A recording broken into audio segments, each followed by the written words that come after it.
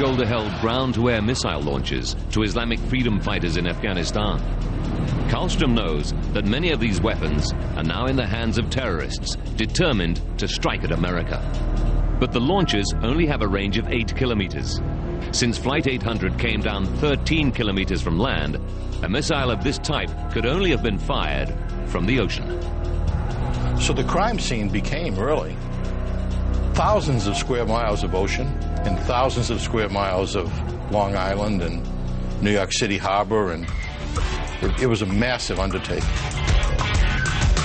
Now, by rewinding the events and going deep into the investigation, we can reveal what really happened to Flight 800.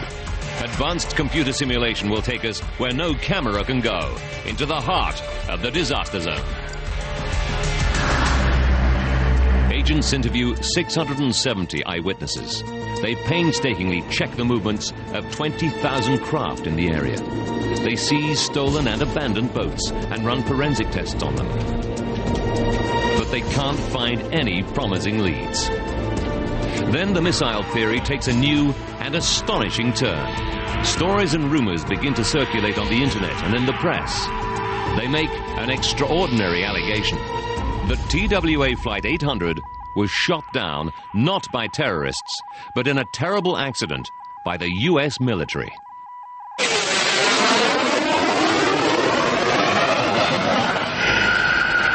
Karlstrom learns that there were 8 military ships, 8 submarines, and 5 military planes within 550 kilometers of the crash site.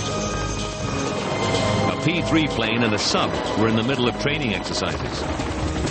He orders dozens of FBI agents to scrutinize all their logs.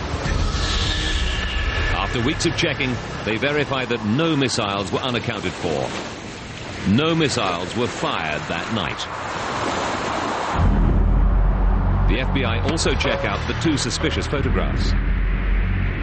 They find that in one, the photographer was facing in completely the opposite direction to Flight 800. Technicians conclude that the object captured is actually an airplane. They also find that the mysterious trail on the other is simply residue on the film. The FBI concludes that the friendly fire theory is groundless. But the story doesn't go away. Now Pierre Salinger, John F. Kennedy's former press secretary, raises the stakes with an astonishing intervention. He says there's been a cover-up. Flight 800 was shot down by a US Navy missile. And he has the evidence to prove it.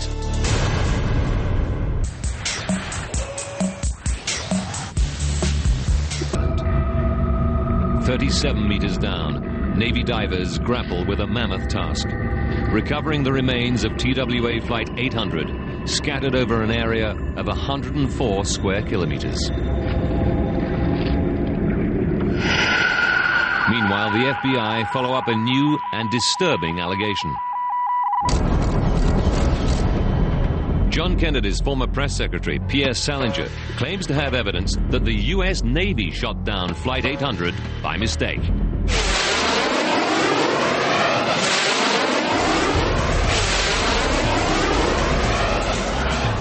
We have now reached the point where we are totally sure that what we are saying is true.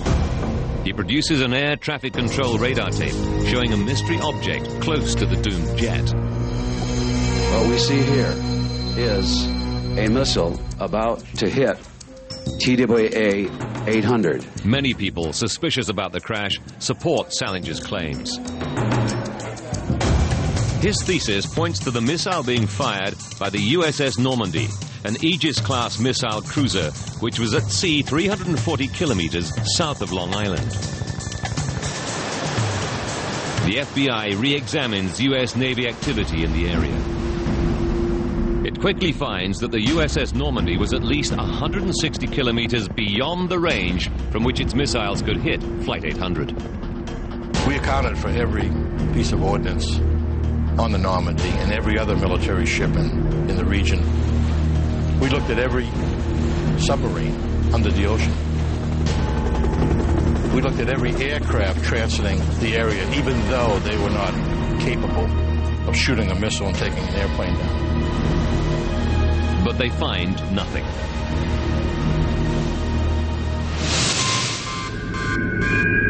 Scientists analyze the radar tape. They discover the traces are just interference. It's a well-known phenomenon called radar ghosting. They are simply duplicate images of Jet Express Flight 18 flying nearby.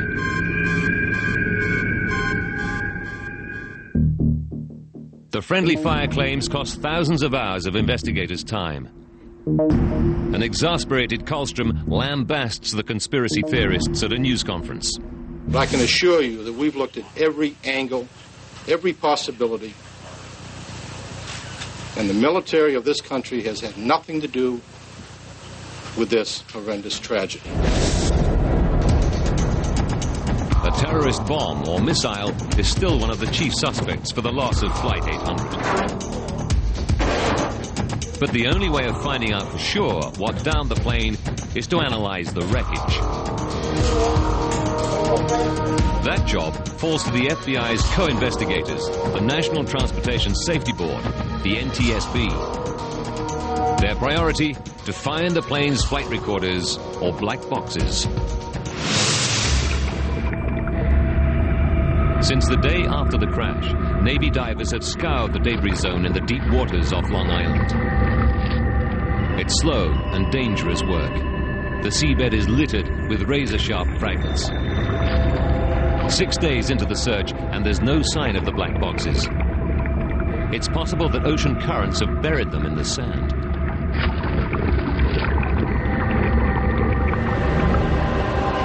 Then, on day 7, a diver spots something. A flash of orange. The cockpit voice recorder. That's it. You see the beacon right on it? You want to take a picture of it? Right. It's the cockpit voice recorder.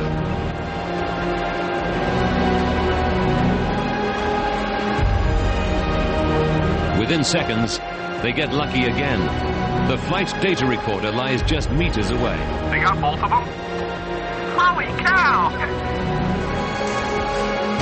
Divers quickly bring the boxes to the surface. To prevent damage by oxidation, they keep them submerged in salt water. For NTSB investigator Bob Swain, it's a potential breakthrough. As the divers bring the boxes up, the NTSB side of the staff, we typically get pretty excited. But there's a problem. The boxes are twisted and broken open from the massive impact. Investigators fear that there's little chance the tapes inside will have survived, but they rush them to NTSB headquarters.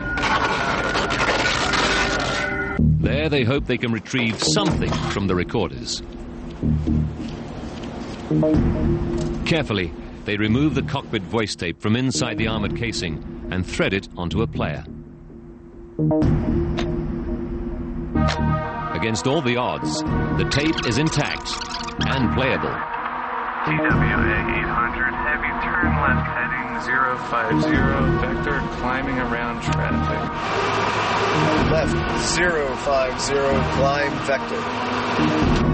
They carefully analyze all the pilot's conversations and the readings from the data recorder.